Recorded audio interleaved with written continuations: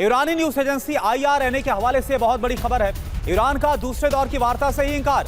America की ज्यादा मांगों की वजह से वार्ता नहीं होने वाली।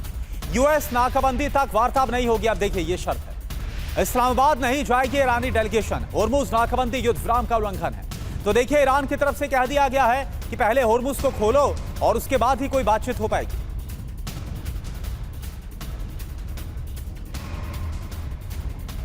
पाकिस्तान के प्रधानमंत्री ने ईरानी राष्ट्रपति मसूद पेजेश्कियान से बात की है। शहबाज शरीफ ने पेजेश्कियान से फोन पर बात की और शहबाज ने बातचीत को सौहार्दपूर्ण बताया है। खाड़ी देशों से हुई बातचीत भी साझा की गई है। आपको बता दें इस्लामाबाद में दूसरे दौर की बातचीत को लेकर, वार्ता को लेकर तैयारियां तेज की जा रही हैं। लॉकडाउन जैसी स्थिति वहां पर देखने को मिल रही है और सुरक्षा को लेकर भी तैयारी तेज है। वहीं इस बीच फोन कॉल पर बातचीत, जिसकी जानकारी शहबाज शरीफ ने। इधर ईरान ने अमेरिका पर वादा तोड़ने का आरोप लगाया है। ईरान ने कहा अमेरिका विश्वासघात कर रहा है। मसूद पेजेश्कियान ने शहबाज शरीफ से बातचीत में अमेरिका पर यह आरोप लगाया। अमेरिका के दादागिरी और अनुचित व्यवहार की बात कही गई।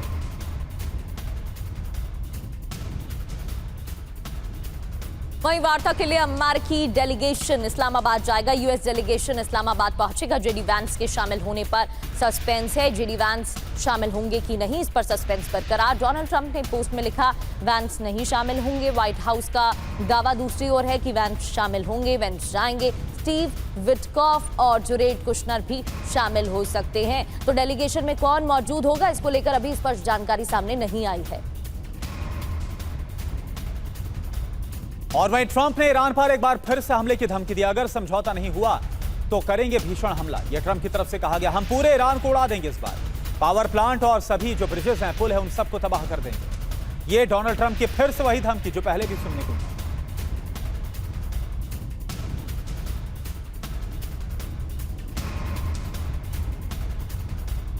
और पाकिस्तान में उतरा अमेरिकी सैन्य परिवहन विमान C-17 विमान इस्लामाबाद के पास नूर खान एयरबेस पर उतरा है। पाकिस्तान में अमेरिकी सैन्य परिवहन विमान उतरा। C-17 विमान नूर खान एयरबेस पर उतरा है। दूसरे दौर के शांति वार्ता की तैयारी में पाकिस्तान जुटा हुआ है। इस बीच ये जानकारी मिली, C-17 विमान इस्लामाबाद के पास नूर खान एयरबेस पर उतरा।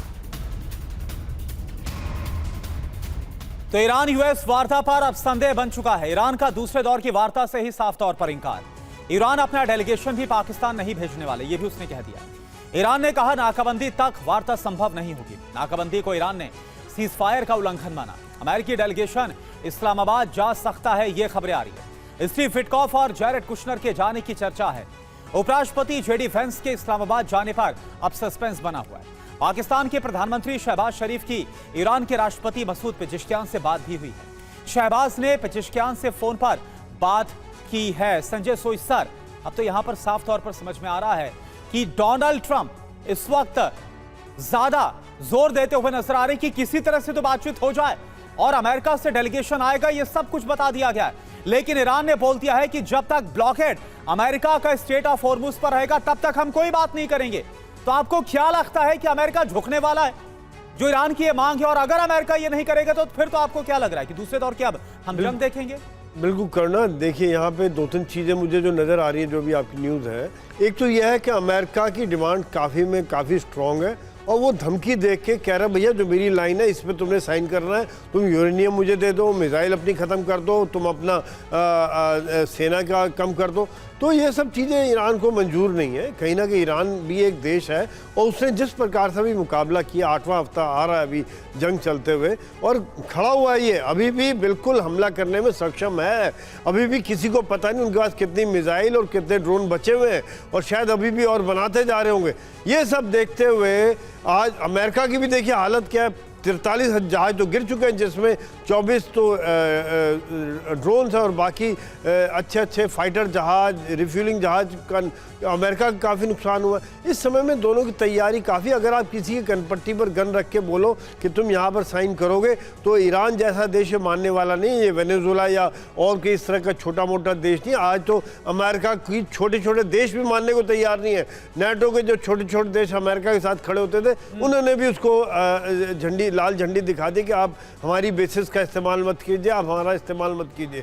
तो यहाँ पर देखा जाए तो अमेरिका ने शायद यही करके बोला होगा कि भैया आप ईरान से बात करो, पाकिस्तान को कहा कि आप पेज़ेश्कियां से बात कीजिए, मनाइए उसको, किसी न किसी प्रकार लेके आइए, कहीं ना कहीं एक साख बचे। अमेरिका चाह रहा है युद्ध जल्दी ख़त्म हो, लेकिन ईरान के अंदर आज ये पेशेंस है, ईरान तैयार है लंबे युद्ध के लिए, क्योंकि मान लीजिए खत्म भी हो जाए, कारपेट बॉम्बिंग भी कर दे, तो क्या ईरान वो साइन करने को तैयार होगा? नहीं। यहाँ पर यही एक फर्क है दोनों की सोच में।